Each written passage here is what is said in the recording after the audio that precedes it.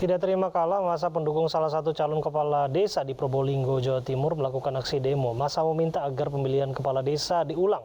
Panitia pemilihan dianggap tidak netral.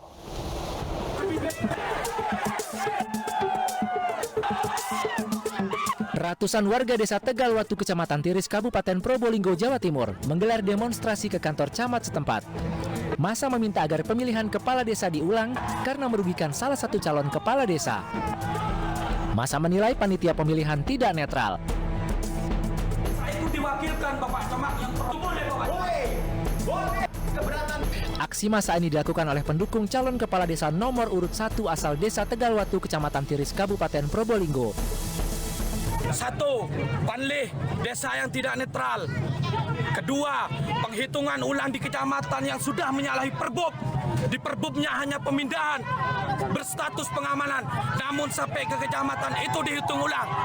Ketika kami menuntut kepada Bapak Camatnya tidak mau bertanggung jawab. Sementara itu camat setempat tidak bisa berbuat banyak, pemilihan kepala desa dianggap sudah selesai. Kalau memang masih kurang puas, ada satu jalur lagi pengadilan. Nah itu yang memang diberi kesempatan kepada calon yang tidak puas dengan hasilnya. Tidak ada titik temu, ratusan warga kemudian membubarkan diri dan mengancam akan mendatangi kantor Bupati Probolinggo dengan massa yang lebih besar lagi. Pemilihan kepala desa di Tegalwatu diikuti oleh 3 calon kepala desa, diantaranya nomor urut 1 Lasuman dengan perolehan suara 984, nomor urut 2 Suraji dengan perolehan suara 974, dan yang terakhir adalah Hasin dengan perolehan suara 985.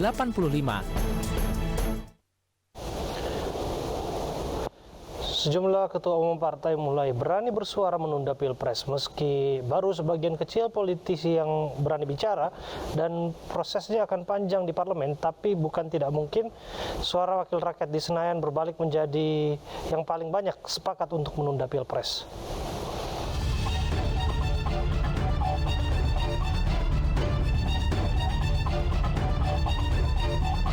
Pemilu serentak 2024 sudah ditetapkan tanggal 14 Februari. Tetapi wacana baru muncul penundaan pemilu.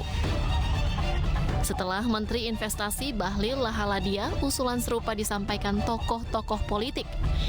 Ketua Umum PKB Muhaimin Iskandar menyebut usulan penundaan ini disampaikan pengusaha, sedangkan Airlangga meneruskan aspirasi petani sawit. Zulkifli Hasan malah membawa perang Rusia-Ukraina sebagai alasan tambahan.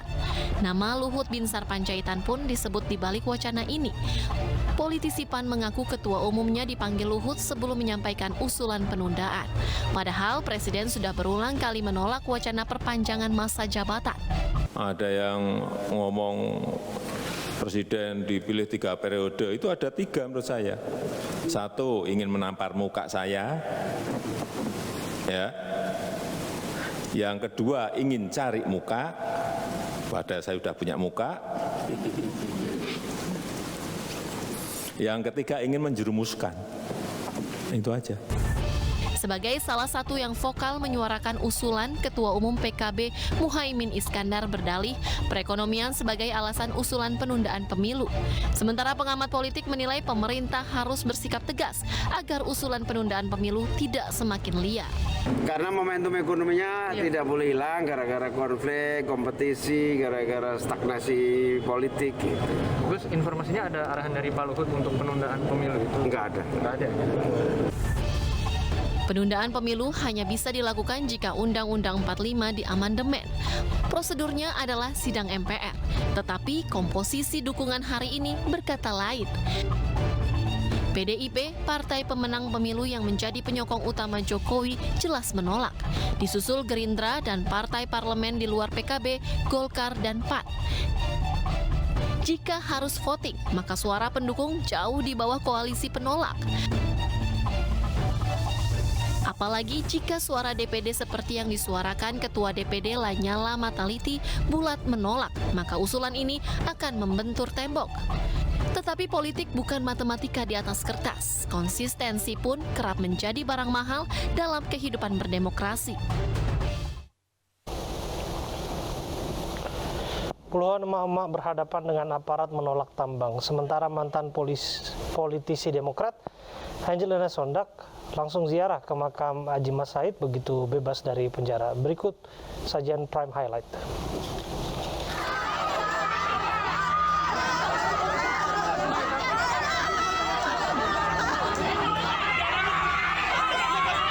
Puluhan emak-emak di Kendari, Sulawesi Tenggara histeris saat berhadapan dengan aparat saat unjuk rasa menolak tambang.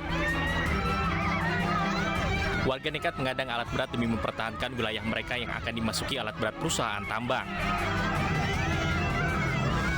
Sebagian pengunjuk rasa bahkan nekat membuka baju demi mengadang dan berharap simpati dari petugas.